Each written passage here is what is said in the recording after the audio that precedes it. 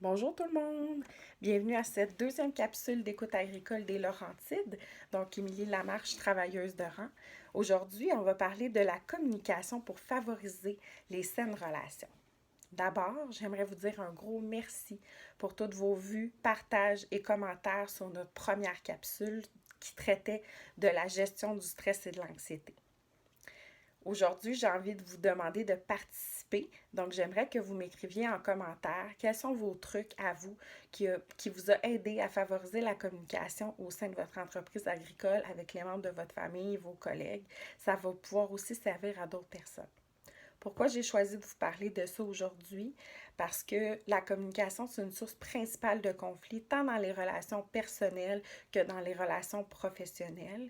Et d'autant plus quand on est agriculteur, nos collègues de travail sont souvent les membres de notre famille. Donc, ça peut davantage causer des problèmes, amener à des conflits quand il y a des problèmes de communication. En plus, on en a parlé la semaine passée, on est en période de crise, on est plus anxieux, plus stressé, on est plus irritable. Donc, ce que je constate, c'est que ça a aussi un impact sur la communication puis qu'il y a davantage de conflits entre nous. Donc, premier petit truc, parler au je.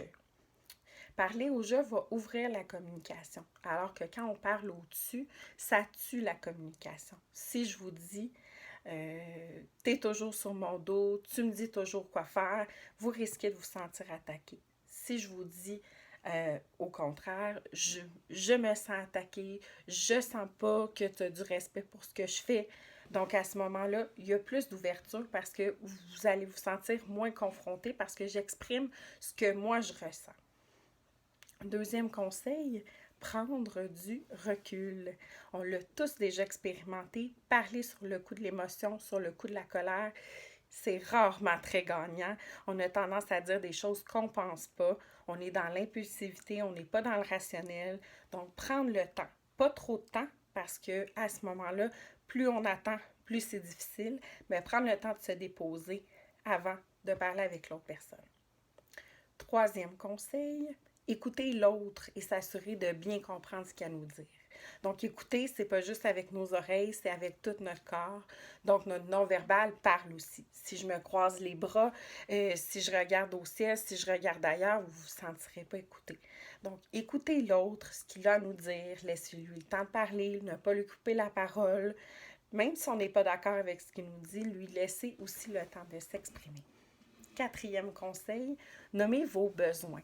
Donc oui, nommez vos émotions, mais nommez aussi c'est quoi vos besoins dans cette relation-là pour que ça soit plus constructif. Donc si on reprend notre exemple du début, je pourrais alors vous dire, j'ai besoin d'avoir des commentaires positifs, j'ai besoin de savoir ce dont tu t'attends de moi. Donc on nomme nos émotions, on parle au jeu et on nomme nos besoins. J'entends des gens me dire mais Émilie, j'ai tout déjà essayé ça et j'ai toujours l'impression qu'on ne m'entend pas. Malheureusement, c'est possible parce que la communication, ça se fait pas seul, ça se fait à deux et pour mille et une raisons. L'autre personne ne peut ne pas être disponible. Si ça vous arrive, je vous invite à vous poser les questions suivantes. Demandez-vous, est-ce que mon message était clair? Est-ce que j'ai parlé au jeu? Est-ce que j'ai choisi le bon moment? Est-ce que l'autre était disponible pour recevoir ce que j'avais à lui dire? Est-ce que je pourrais utiliser un autre moyen de communication comme l'écriture, par exemple? Est-ce que j'aurais besoin d'un médiateur?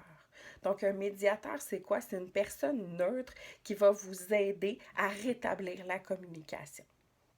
Un médiateur, ça peut être pardon, ça peut être un conseiller, dépendamment du type de problématique, là, de conflit que vous vivez, qui peut vous accompagner. Mais c'est aussi mon rôle comme travailleuse de rang.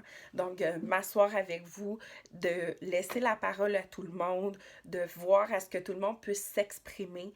Donc, un médiateur, c'est une personne neutre qui est pas émotif dans la situation, donc qui va vous aider à rétablir la communication.